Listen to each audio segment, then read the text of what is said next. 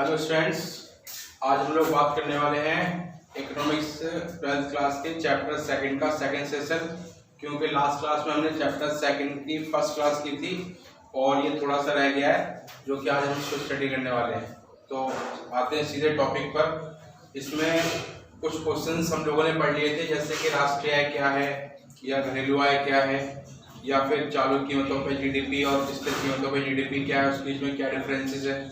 आज हम लोग उसी सेशन को आगे बढ़ाते हैं और उसमें कुछ क्वेश्चंस हमारे रह गए थे, उन क्वेश्चंस को हम करने जा रहे हैं। जिसमें हमारा नेक्स्ट क्वेश्चन है कि किसी देश के कल्याण के निर्देशांक के रूप में सकल घरेलू उत्पाद की सीमाओं का उल्लेख कीजिए। एक बार फिर से बोलता हूँ क्वेश्चन, किसी देश के कल्याण के निर्देशांक के रूप में सकल घरेलू उत्पाद यानी कि सकल घरेलू उत्पाद का अर्थ होता है जीडीपी, ग्रॉस डोमेस्टिक प्रोडक्ट की सीमाओं का उल्लेख कीजिए।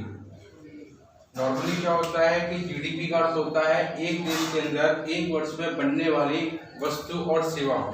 एक वर्ष में एक देश के अंदर जितनी वस्तु और सेवाओं का उत्पादन होता है उसे उस देश का जीडीपी यानी कि सकल घरेलू उत्पाद कहा जाता है। किसी देश का सकल घरेलू उत्पाद जितना अधिक होगा, लोगों को वस्तुओं की उपलब्धता उतनी ही ज़्यादा होगी और लोगों का उतना ही आर्थिक विकास होगा, ऐसा माना जाता है।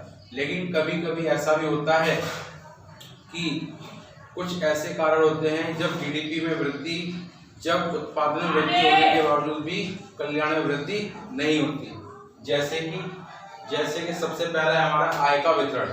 अगर एक अर्थव्यवस्था में आय का वितरण असमान है, जिसके अंतर्गत कुछ लोग अमीर हैं और कुछ लोग गरीब हैं, तो ऐसी स्थिति में जो जीडीपी में वृद्धि हुई है उसका लाभ सभी लोगों को नहीं मिल पाएगा। इस कारण से यह कल्याण का बेहतर सूचक नहीं माना जाएगा। इसी प्रकार से सेकंड आता है जीडीपी की रचना। अगर देश के अंदर जीडीपी की रचना इस प्रकार से की गई है कि केवल कुछ लोगों के लिए ही वस्तुओं का निर्माण किया गया है, सभी लोगों के उपयोग में होने के लिए वस्तुओं का उत्पादन नहीं किया गया, या फिर सैनिक प्रधान वस्तुओं का उत्पादन कर दिया गया या पूंजीगत प्रधान वस्तुओं का उत्पादन कर दिया गया, तो ऐसी स्थिति में उपभोक्ता को जिन वस्तुओं की आवश्यकता होनी चाहिए वह उनको उपलब्ध नहीं हो पाएगी और इस तरीके से यह भी कल्याण का बेहतर सूचक नहीं माना जाएगा। इसी प्रकार से नेक्स्ट पॉइंट है हमारा गैर मौद्रिक विनिमय। गैर मौद्रिक विनिमय का अर्थ होता है कि भारत एक अल्प विकसित देश है।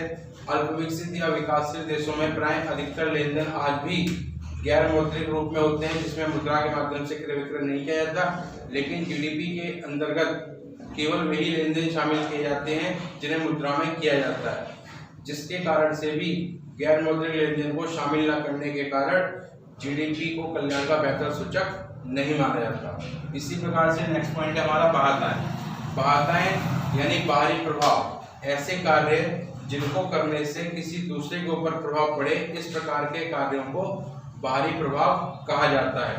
यह प्राय धनात्मक या ऋणात्मक किसी प्रकार के हो सकते हैं, जैसे कि एक फैक्ट्री मालिक के द्वारा फैक्ट्री लगाने पर उसके द्वारा निकलने वाला प्रदूषित जल या फिर वायु प्रदूषण, तो यह उसके लिए तो लाभदायक हो सकता है क्योंकि उसके लिए उत्पादन में सहायक है, परंतु आसपास के जो लोग हैं उसको यह नेगेटिव बाहर यानी कि नकारात्मक बाहरी प्रभाव प्राप्त हो रहे हैं। तो इस प्रकार के नकारात्मक बाहरी प्रभाव के कारण भी जो हमारे कल्याण होता है वह जीडीपी के साथ नहीं जुड़ पाता।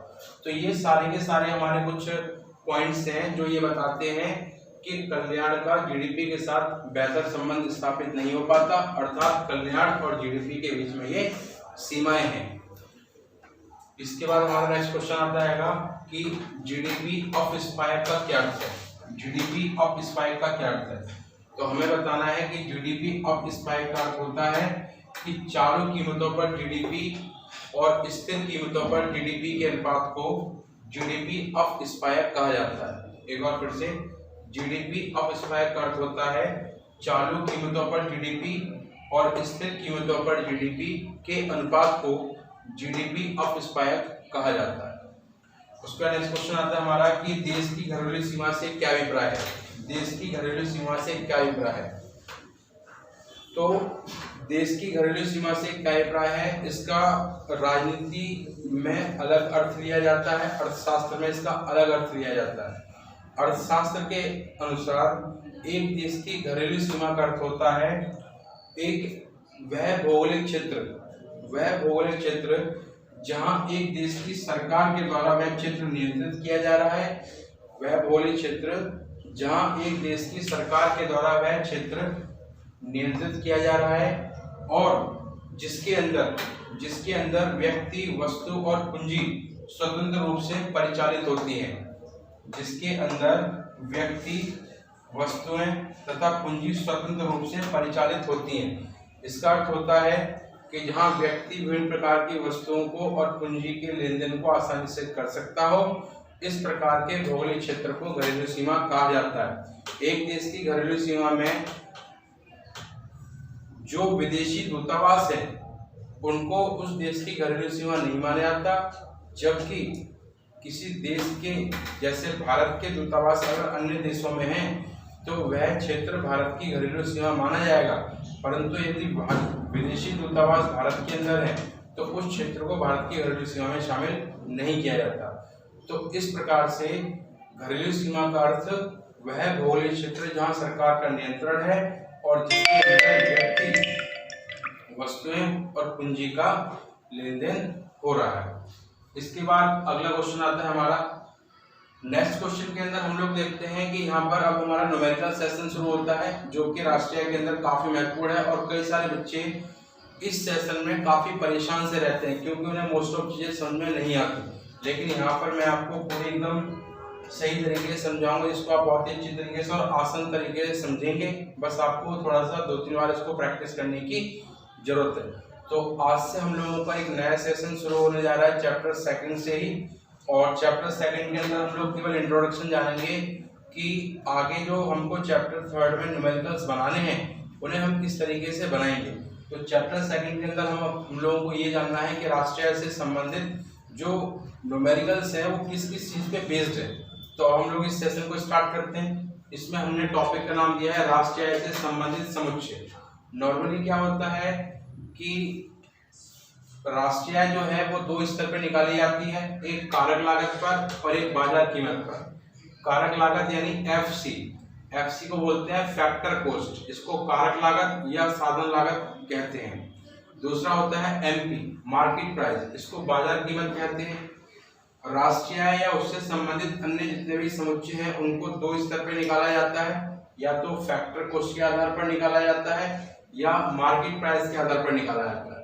अब यहाँ पर अगला क्वेश्चन ये आता है कि कितने प्रकार के होते हैं। तो राष्ट्रीय आय से संबंधित जो समुच्चय हमारे वो 4 प्रकार के होते हैं। पहला एनडीपी, दूसरा जीडीपी, तीसरा एनएनपी, चौथा जीएनपी।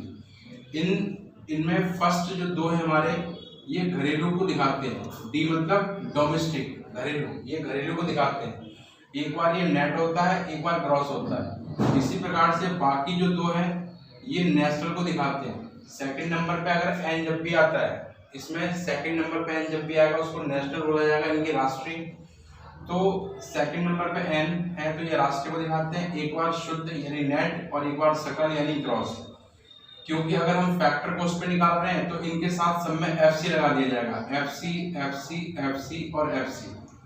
मैंने बोला कि राष्ट्रीय से संबंधित समुच्चय 4 प्रकार के होते हैं। 2 घरेलू स्तर को दिखाते हैं, 2 राष्ट्रीय स्तर को दिखाते हैं। घरेलू स्तर में एक शुद्ध और एक सकल, राष्ट्रीय स्तर में एक शुद्ध और एक सकल। तो ये 4 होते हैं। इसमें इसको एफसी पे भी ज्ञात कर सकते हैं और एमपी पे भी। जब एफसी पर ज्ञात करेंगे तो इसके साथ एफसी लगा दिया जाएगा, एफसी एफसी एफसी एफसी। और इसी को अगर हम मार्केट प्राइस पर ज्ञात करेंगे तो यही सेम रहेगा, घरेलू एक बार नेट एक बार सकल, राष्ट्रीय एक बार नेट और एक बार सकल यानी ग्रॉस, और सब में एमपी लगा दिया जाएगा। तो इस प्रकार से ये 4 ही प्रकार के होते हैं। ये आपकी कंफ्यूजन खत्म हुई। और इसको अगर फैक्टर कॉस्ट पे निकालना है तो इनके साथ एफसी लगा दिया, और अगर मार्केट प्राइस पे निकालना है तो इसके साथ एमपी लगा दिया। अब इनकी फुल फॉर्म जानते हैं, फुल फॉर्म क्या होती है। सबसे पहले बात करते हैं एनडीपी एफसी की। इसकी फुल फॉर्म होती है net domestic product at factor cost, यानी कारक लागत पर शुद्ध को निबल भी कहते हैं, शुद्ध घरेलू उत्पाद को आय भी कहा जाता है। इसी टाइप से GDP FC, gross domestic product at factor cost, यानी कारक लागत पर सकल घरेलू उत्पाद। तीसरा है NNPFC यानी net national product at factor cost, यानी कारक लागत पर शुद्ध राष्ट्रीय उत्पाद। GNPFC gross national product at factor cost, यानी कारक लागत पर सकल राष्ट्रीय उत्पाद।